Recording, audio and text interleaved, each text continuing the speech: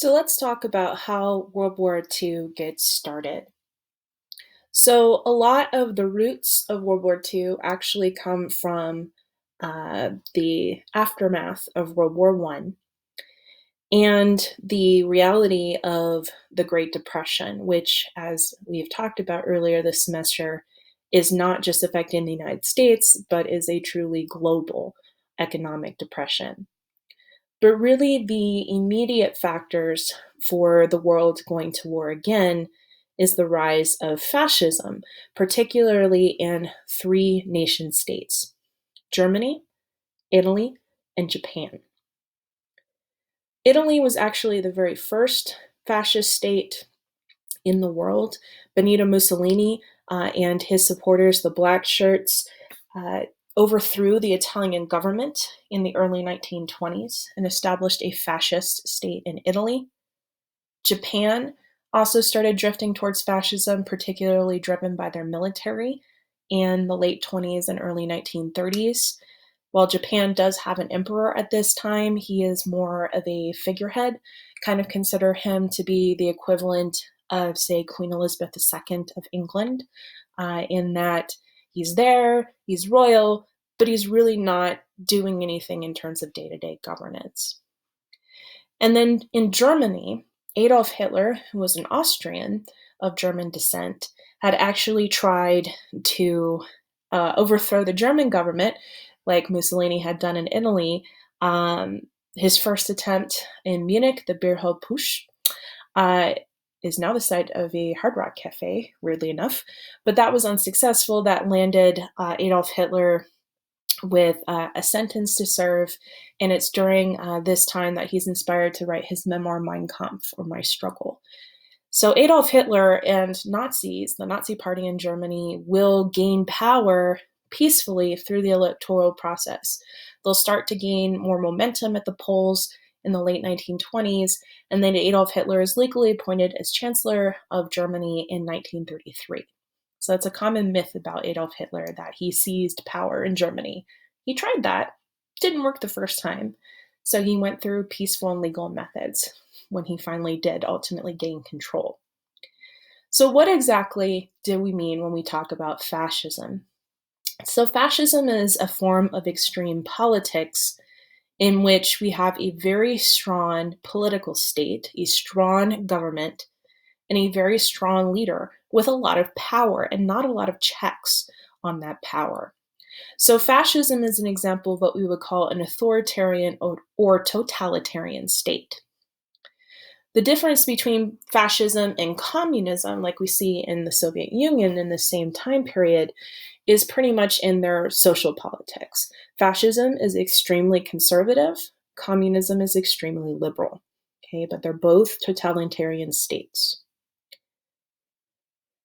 Fascists believe that a liberal representative democracy in which issues of importance are debated, discussed, voted on, talked about to achieve some sort of consensus is decadent and weak. It's not assertive enough. It's not powerful enough.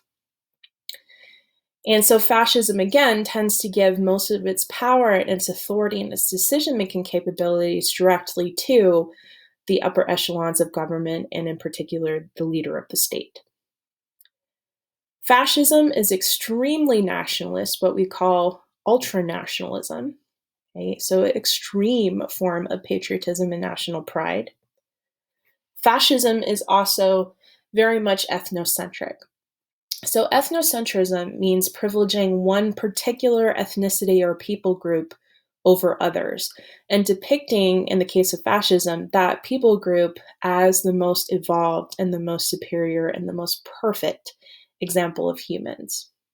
You probably associate this idea of ethnic superiority already with the Nazis. So, Nazi Germany really talked about this people called the Aryans. So, they actually co opt the name of a people group from ancient history who actually migrated from what is today southern Russia into India. And this is why the swastika is actually not German. It's originally a much more ancient symbol meaning peace. So the Nazis co opted this. So if you see a swastika that predates the 1920s, do know that it means something completely different. It's not associated with Nazis until the Nazi Party in Germany takes it over. So the story that the Germans told were that the Aryans were the superior race, that they were Aryans. And ideally, as an Aryan, you wanted to have white skin, blonde hair, blue eyes, okay? And that because they were the most superior, the most evolved, you wanted to encourage people who had Aryan ancestry to have lots of kids. Okay, this is why German mothers were actually awarded military medals based on the number of kids they had. And you also want to, on the flip side, discourage people who did not meet that definition of Aryan ancestry to minimize the number of kids that they were having. So, what does this look like? Well, in the case of Nazi Germany, this means they're going to limit access to abortion and birth control to ensure a high birth rate for the Aryan people. And it also means they're going to practice selective sterilization, or in some cases, euthanasia, or forced killing of folks that they deemed unfit to reproduce, whether that meant belonging to a particular ethnic group, as they eventually will do in the Holocaust with Jews and the Roma people, or political group like, for example, communists, religious groups like Jehovah's Witnesses, or people who are seen as having physical defects, like, for example, a physical or mental disability. So this is eugenics, which we've talked about earlier this semester, right? The idea that you can scientifically manage human population. Japan also exhibits this ethnocentrism, but here, in their case, obviously the superior ethnicity would be people of Japanese ancestry. We also have, with fascism, a very strong emphasis on the military, okay, and on building a very large, very technologically advanced and very big military, in part because fascism is also incredibly territorially aggressive. Okay. This is where we get into World War II, because all of these three fascist states that we're mentioning had ambitions of power and territorial conquest. Now, they give slightly different reasons for why they want to expand their territory, but again, they all embark on this aggressive campaign of expansion. So in the case of Italy, Benito Mussolini tells the Italian people that he wants to restore the glory of the old Roman Empire, that we're going to get ourselves out of the economic depression, we're going to return to greatness by rebuilding the ancient Roman Empire.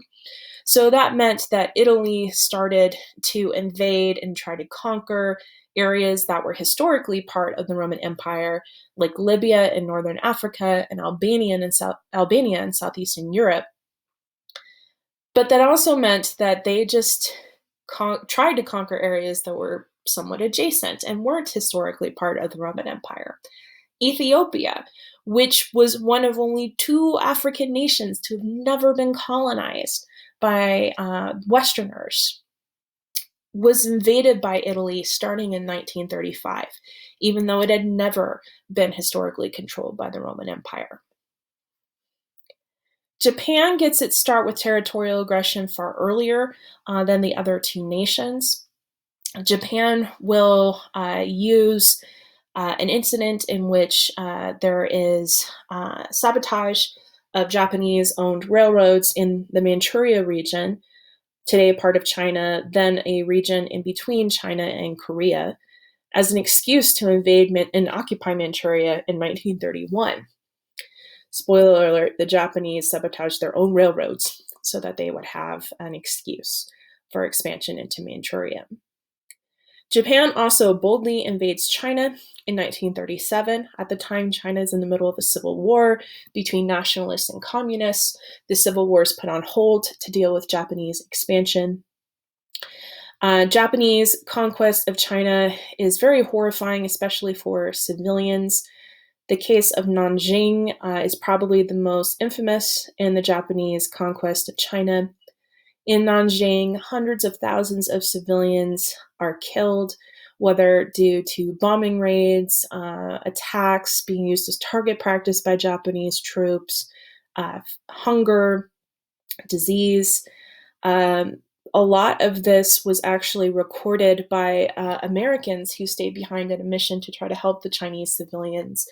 A lot of them kept diaries, and some of them also managed to take very secret video recordings of some of the atrocities they witnessed by the Japanese troops in China. Japan also tried to expand across the Pacific, particularly to help the Japanese Navy, and that's actually going to be the flashpoint between Japan and the United States, as we'll talk about. Lastly, we have Germany. Adolf Hitler starts talking about a concept called Lebensraum, or living space. Think of it kind of like the American expression elbow room. The idea is he wants to unite all people of German ancestry under the nation state of Germany, and he wants to have enough territory and resources for Germans to really prosper.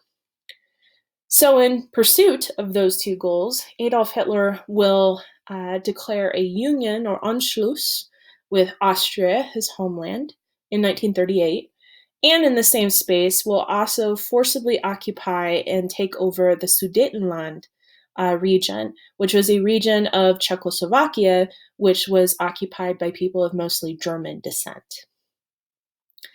So Europe responded to this by essentially doing nothing. Everyone was very paranoid about getting involved in another world war only 20 years after the last one had ended. So they basically chose to adopt a strategy known as appeasement. The idea was they basically told Hitler and the Nazis, you shouldn't have done that. Particularly, you shouldn't have taken a whole region of Czechoslovakia away. But so long as you pinky swear not to take over anybody else, you can keep that territory. Adolf Hitler said, sure, and pretty much crosses his fingers behind his back. Because as we're going to see, World War II will start in Europe when Adolf Hitler breaks that promise and invades Poland. So this brings us to the question of, when does World War II start? It depends on what region you're looking at and what nation you're looking at. So the war in Europe starts in 1939 with the invasion of Poland by Germany in September of 1939. This violates Hitler's agreement in appeasement that he would not invade any other European territory. So 1939 is a very common start date that you'll see in a lot of textbooks for World War II. The other date you'll see, especially in United States history textbooks, is 1941, because this is the year in which both the United States and the USSR, or the Soviet Union, will invade, or rather will get involved in World War II. The Soviet Union will get involved first in June, when Germany decides to invade Russia, proving that Adolf Hitler did not study history. That didn't work out for Napoleon Bonaparte, and it's not going to work out for him either. You don't invade Russia in the winter. Just big world history takeaway. Don't do it. It doesn't end well. And then the United States will enter World War II after Japan bombs their naval bases across the Pacific, but most notoriously at Pearl Harbor in Hawaii. However, if we look at the Asian part of the war, we could roll back the start of World War II to the early 1930s. We could roll it back to 1931, when Japan first conquers Manchuria, or 1937, when Japan invades China.